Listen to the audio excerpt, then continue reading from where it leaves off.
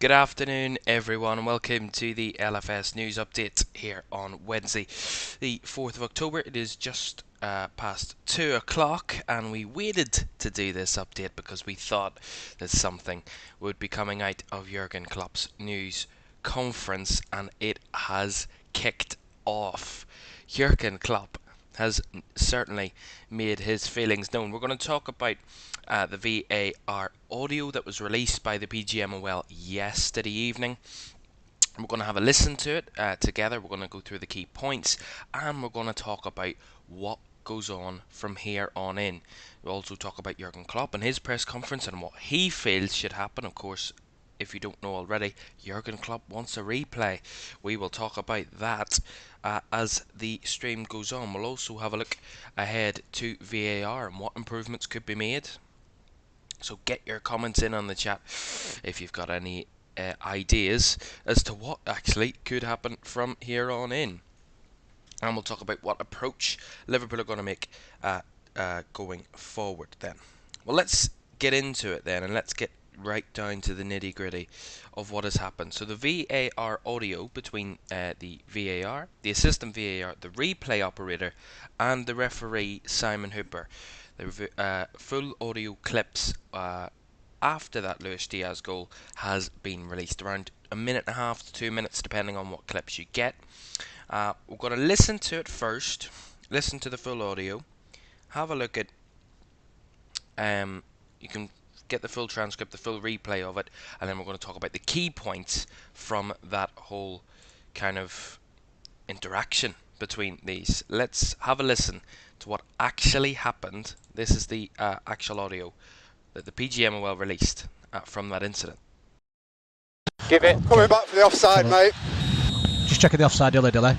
Give me kick point. Let's go. Yep. Kick point, Yeah, please. no worries, So here we are. Thank you. Wait, okay. Just get a tight angle. Yeah, give me 2D line ready as well for frame Right, 2 so after that. That's frame, fine. Frame 2 there. Perfect. I've got the time on this. I clock 2D it. line on left boot. Yep. Let me just Romero, switch I think angle. it is. I think it might be this angle better. Hey, Happy with this Okay. angle? you Yeah. good eyes, you don't Yep. 2D line on the boot. 2D line on the boot. Yep. Okay. Wait, no, wait. So 2D line on the boot. And I'll stop. zoom Check in. complete. Check complete. It's fine. Perfect. Yeah. Off. Thank you, mate. Thank you, mate. Boys, good process, The carry on-field on. decision was offside. Are you happy with this? Yeah, Are you happy with this? offside On-field, decision, goal. Yeah, that's Now, that's wait. all it does. What? on-field decision was offside. Are you happy with this Never image? get there. It's fine. Yes, onside. The image we gave is Yeah. onside. Left back. He's played. He's Yeah. gone offside. Out. Delay. Clear. Ollie's saying to delay. Ollie's saying to delay. Red throw, red throw. Pardon? Ollie's calling in to say delay the game. To complete decision is offside. Can't do anything. Ollie's saying to delay. Ollie? Yeah. Yeah, go Delay on. the game. To delay the game. Stop the Yeah, game. but they've restarted Nothing the game. from on the field. Can't do Yeah, anything. they've restarted. Yeah, Can't do anything. no. I can't do anything. I Right can't do back. anything.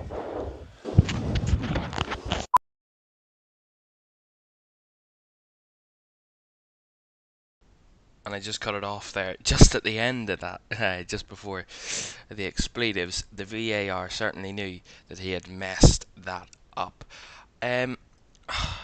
Listening to that minute and a half or whatever it was of that clip, I cannot believe what I'm hearing. Halfway through, they're so quick to do the checks, they're so quick to do the lines and things like that. I get that. But at no point does anybody realise that the on-field decision was offside until the decision was made and they've kind of moved on from there. No one realises at that point. Absolutely ridiculous that not a VAR or the assistant VAR, it was the replay operator, the guy that does the camera angles and gets the lines out and fixes the replays for the referees. It was only him that spotted it. No one else. No one else in that booth had spotted that until it was too late. How do they not realise that the offside was given on the field? That the linesman had flagged for offside, and then the referee was saying, check that. You know, they're going to check that, obviously, when the goal is scored, but it was given as offside. But It truly baffles me as to how three people in that room are clueless. I think the replay operator sees it from the very start. I think he knows already that it's been given offside on the pitch. I think the two that don't know are the two that matters, and that's the VAR and the assistant VAR. I don't think they actually know, because it seems like the replay operator knows what he's doing, is getting the lines. It seems like a routine check for onside that should be a simple decision that they should overturn the on-field decision. That's what it seems like to me, that the way he's looking at things and progressing things and going through it all, that's what it seems to me, is the fact that he must be thinking, oh, this is just a routine kind of operation kind of thing of checking for onside. But clearly VAR and the assistant VAR haven't got a clue what they're doing, and it's really unbelievable the fact that we're so far into seeing VAR and they make such a simple mistake. It's so easily rectified, but they refuse to rectify it. They say they can't do anything, that the rules don't allow them. Rules allow for sporting integrity to be maintained. Sporting integrity was undermined, as Liverpool said in their statement that I read out the other day, and they released on Sunday. It undermined sporting integrity. It was a perfectly good goal that was ruled out for no apparent reason. When they realised that they'd made a mistake, they weren't going to rectify it. They refused to rectify it. We heard that. Can't do nothing. Can't do nothing. No. They said they can't rectify it. They can. You know what I mean? And then they try and come at this argument of they're going to kind of the morals of the referee, and this whole aspect of the referee has a job to do and he has to stick to what he believes and all that. Forget all that. What matters at the end of the day is you get the correct decision, and they didn't. They didn't do that. That's the key point. They didn't get the correct decision. So no matter about rules and about protocols and about any of that shit, your job as a VAR is to make sure that the on-field decision is correct, and if it is not correct, that you correct that mistake for them.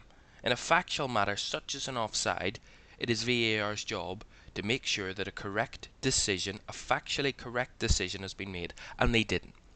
Whether that was due to incompetence or complete idiocy, or they weren't actually watching what was going on, because clearly they weren't watching what was going on, because they would have known that the goal was given offside on the field, and they wouldn't have had this problem. So clearly they weren't checking and what was going on. They weren't kind of...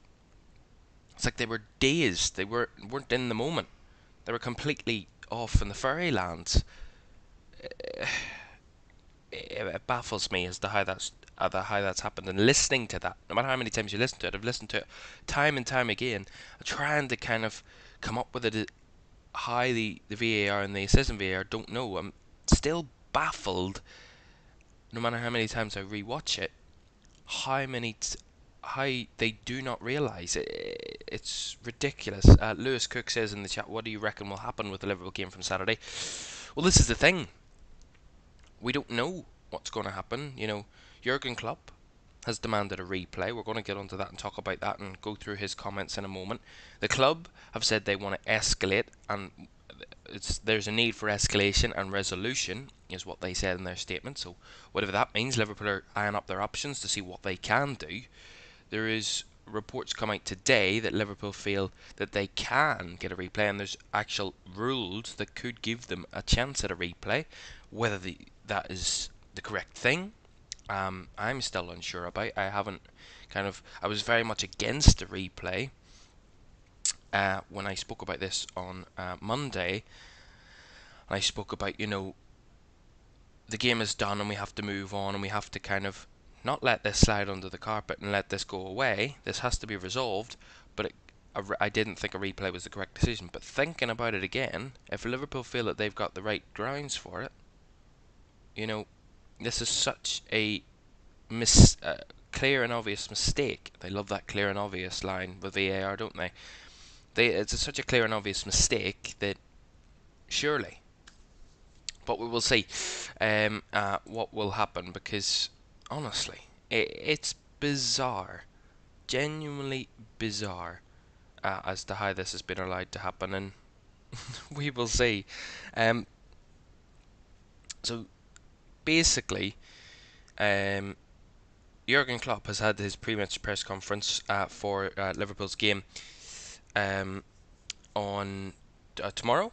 Tomorrow evening they play Union Saint-Gilloise at home at Anfield on Thursday evening in the Europa League, and Jurgen Klopp has come out, and this is what Jurgen Klopp has had to say. This is the readings that I've got. So the Reds boss was asked on the VAR controversy ahead of the Group E tie in the Europa League at Anfield tomorrow night. He said, "The audio didn't change it at all. I wasn't interested why things happens. I saw the outcome. I saw the goal. It didn't count.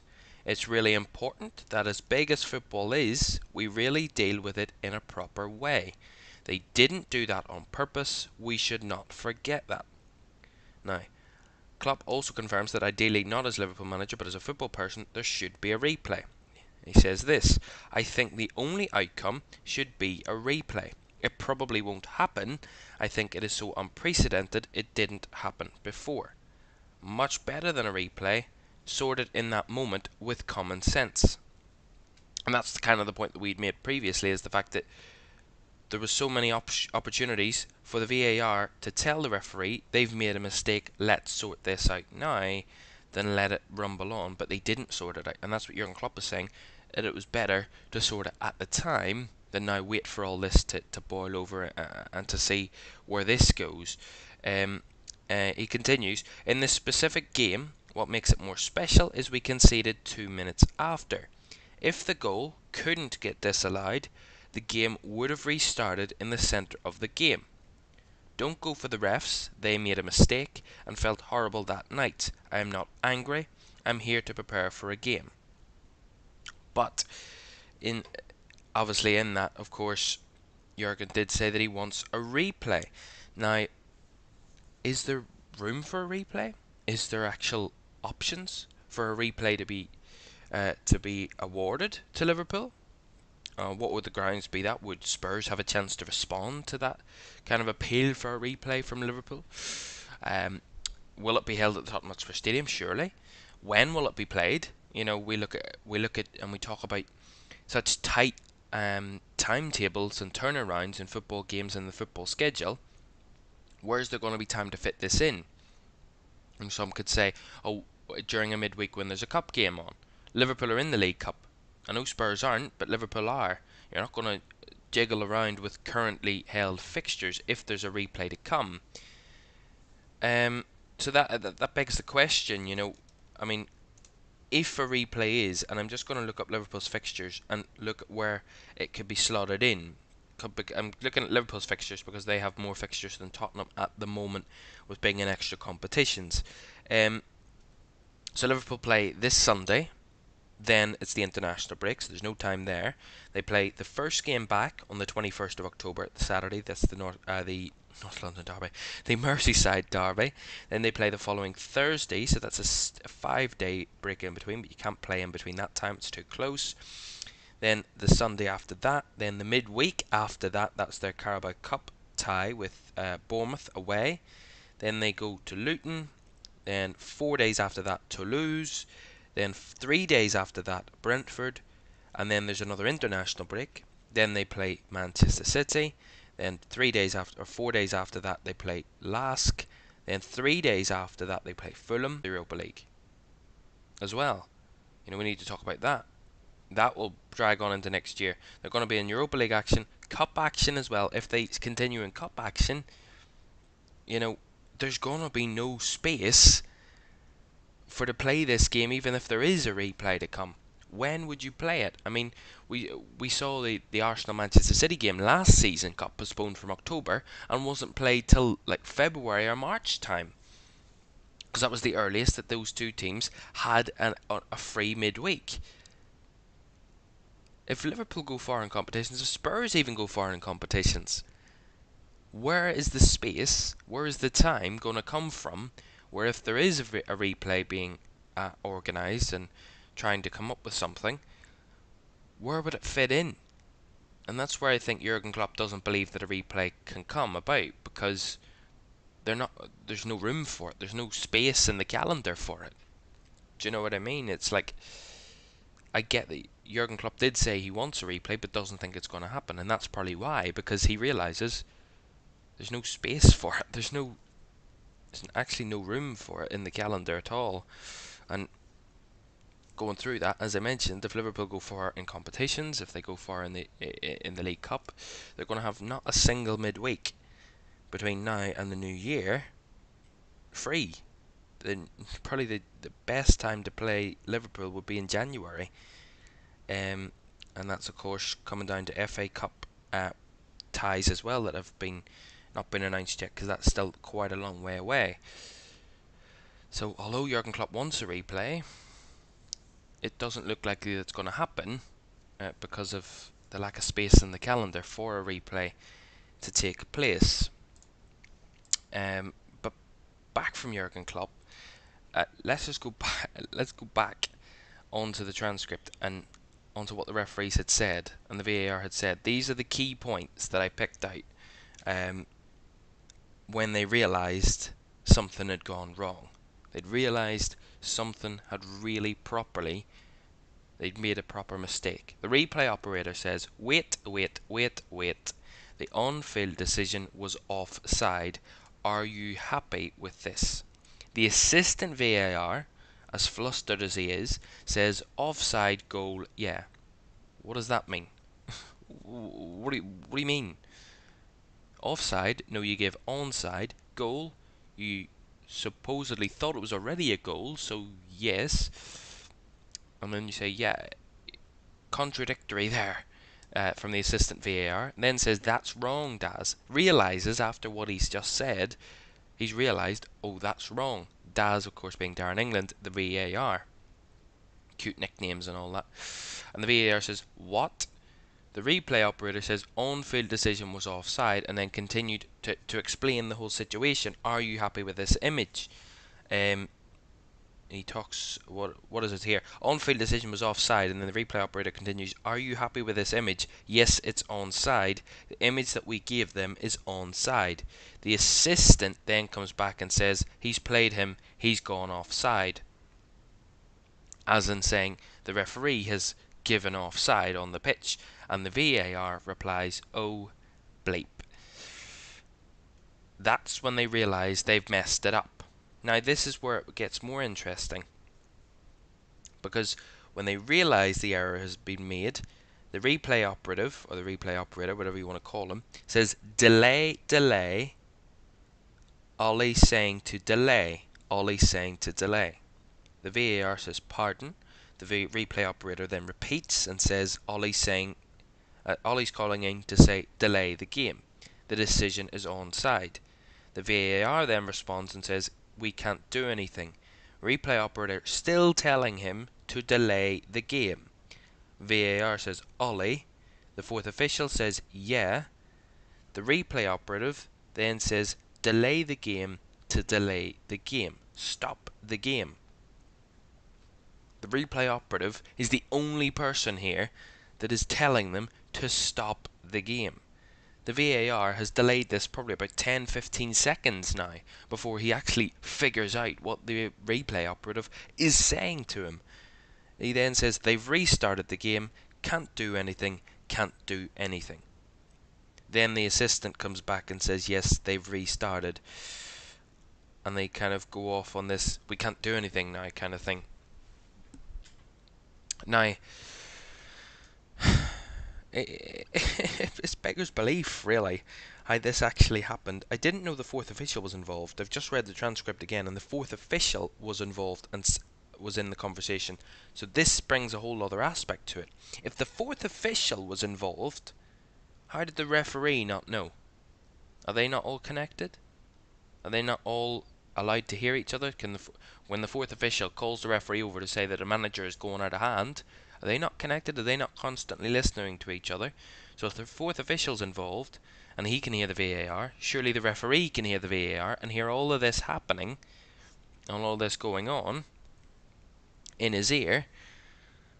And isn't it quite clear? I mean, there's a very famous photo that's gone around, an image that's gone around on social media in the last couple of days, showing the referee's face when the ball goes out of play, and there's a camera angle on the referee, and he looks looks like something's going on in his ear, and they've realised that the mistake's been made, and it's all going on in his ear, but they refuse to replay the game, or refuse to delay the game and make a common sense decision. As Jurgen Klopp said in his press conference, it's common sense.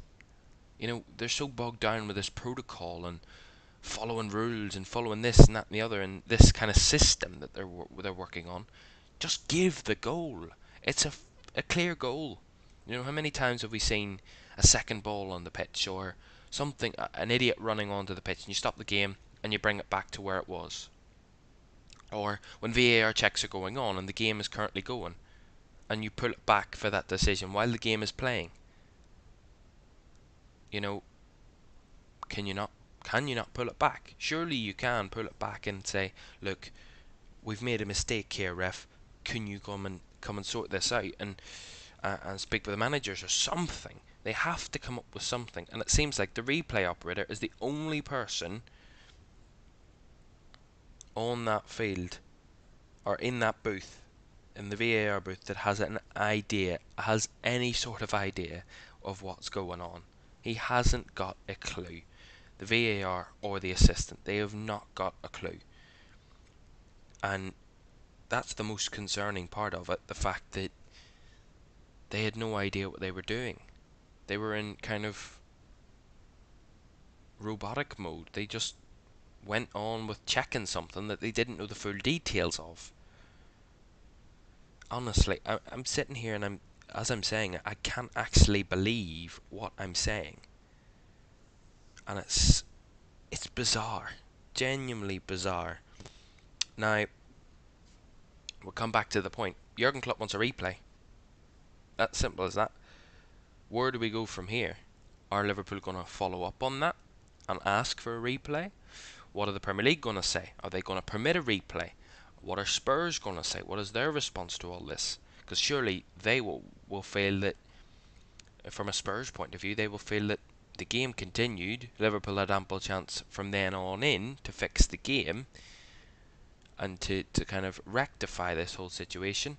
But we will see what Spurs will have to say. We'll see what Liverpool have to say in response to what Jurgen Klopp has said in his press conference, whether they will follow up on a possible replay. Although Jurgen Klopp says he doesn't feel that it's going to happen. He doesn't feel confident that a replay, he wants one, but doesn't feel that it will come about. So we will see. Who knows?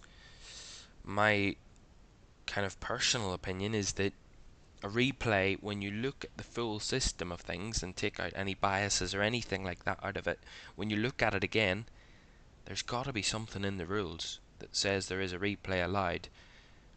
Because this has never ever happened before. We're in uncharted territory here, where a football club, a manager of a football club, is asking for a replay of a league game.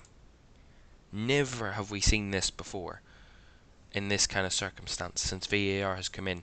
What actually happens? Who knows? And if Liverpool don't get the replay, where do they take it from there? Do they take it to the courts and kind of ask for a rebuttal of the points? Who knows? But it's such a complicated situation, and I am sick of talking about it by now, and I'm sure you're sick of listening about it, because it's got to the point now where it's gone too far. Or not gone too far, but it's gone on too long. It's taken too long to get to this point. The fact that it took over 3 days since the incident happened for the audio to be released. The PGMOL knew this type of criticism was coming. They were just trying to delay it and make up an excuse and wait for it. They eventually said, we're not going to do this, and we're just going to release it. And look what has happened. Wow. Right. Well, that's our big story of the day, that the VAR audio was released, and that Jurgen Klopp, that big breaking news in the last hour, that Jurgen Klopp said in his press conference that he wants a replay. Will he get his replay? We don't know. We will find out. Let's just quickly move on, because we did a poll on the community page. If you didn't see that already, well, it's a bit late night, I guess. But I asked if we wanted to talk about Champions League scores or the VAR audio or both. Seemed to be a significant response for both. The VAR audio won, by the way, that poll, but there was a response for both. So let's quickly just run through the results of last night's Champions League. 8 games last night, only one home win in the Champions League last night. Bayern Munich eked past Copenhagen to get their second win of the group. Manchester United bottom of their group after their 3-2 defeat to Galatasaray at Old Trafford. An unreal scoreline, that is. Lens beat... that's an incorrect one. I've put that up wrong. Arsenal didn't win. Arsenal got beat 2-1, so there wasn't just one home win. Lens did beat Arsenal 2-1. That's an incorrect typing. I've made a mistake. I'll own up to it. PSV Eindhoven 2, Sevilla 2. Union Berlin were beaten 3-2 at home by Sporting Braga. They led that game 2-0 at one point. Napoli were also beaten at home by Real Madrid in a cracking game at the Diego Armando Maradona Arena, where Real Madrid won through a Bellingham winner. Real Sociedad also won away from home, and Inter Milan beat Benfica 1-0. Where does this leave the English clubs then in their Champions League groups? Manchester United, as I mentioned, bottom of their group after that game, with not a single point after being beaten by Bayern in match day 1, and now Galatasaray beating them in match day 2. Now you see Group A stands like this: Bayern Munich 6 points, top of the group; Galatasaray with 4 points in second; Copenhagen with just the 1 point in third; and Manchester United bottom of the group with not a single point after 2 Champions League games. For Arsenal, who are in Group B, they drop from top spot. Lens go top of the group after their draw with Sevilla on match day 1. They go up top of the group after those 3 points they got in that game. They go top with 4 points. Arsenal on 3 points after 2 games. Sevilla with 2 points after 3 games. And PSV Eindhoven with just the 1 point after 2 games. That's how those group stands. Real Madrid top their group, followed by Napoli and Sporting Braga, with Union on not a single point. And Group D, Real Sociedad and Inter Milan. Tonight's fixtures then. Let's just have a look at tonight. Some big games. We have the big game at St James's Park. We're going to have tonight in Group F between Newcastle and PSG. That's Newcastle's first home Champions League game in over 20 years, and we will be having that live here tonight with live commentary and match mapping. The 2 early games: Atletico against Feyenoord and Royal Antwerp against Shakhtar Donetsk. That's 5:45 kickoffs in the UK. Celtic host Lazio at Celtic Park. Borussia Dortmund face AC Milan at the Signal Iduna Park in Germany. That's in Newcastle's group. Red Star Belgrade against Young Boys, and Manchester City are on the road for the first time this season in the Champions League. They head to RB Leipzig in Germany, and Porto host Barcelona in Group H. So some interesting ties. We'll bring you up to date with all of those scores and all of those latest updates on tonight's stream at 8 o'clock, where we will have live audio commentary of Newcastle against PSG from St James's Park, and we'll also keep you up to date with the other 5 games going on at 8 o'clock tonight in the Champions League as well. Well, that's it. We will leave it there then for today. Ali, just before we go, Ali says in the chat, just give Liverpool the 1 point they deserve. 2-2 is the right result. That's the question. Do you give Liverpool the point, give them the goal back, and it gives a 2-2 result, or do you replay from the point that the goal is scored, or do you replay the whole game? There's so many different scenarios for replay, but we will find out what they decide, what Liverpool decide to do, what the Premier League decide to respond to that. It will all come up, but surely this will rumble on for days and weeks to come. Where it will be played, or when it will be played even, we do not know. Right, that is the LFS news update here on this on LFS this afternoon. We will be back with another one shortly in the next few days, probably Friday when we'll be building up to the Premier League weekend. We've got so many games, as the streams on the channel have suggested. We have 3 games on Saturday and 2 big games on Sunday. 5 Premier League games this weekend, all on LFS. You do not want to miss a huge weekend of football here on LFS. But for now, have a great afternoon, and we'll speak soon. Bye bye.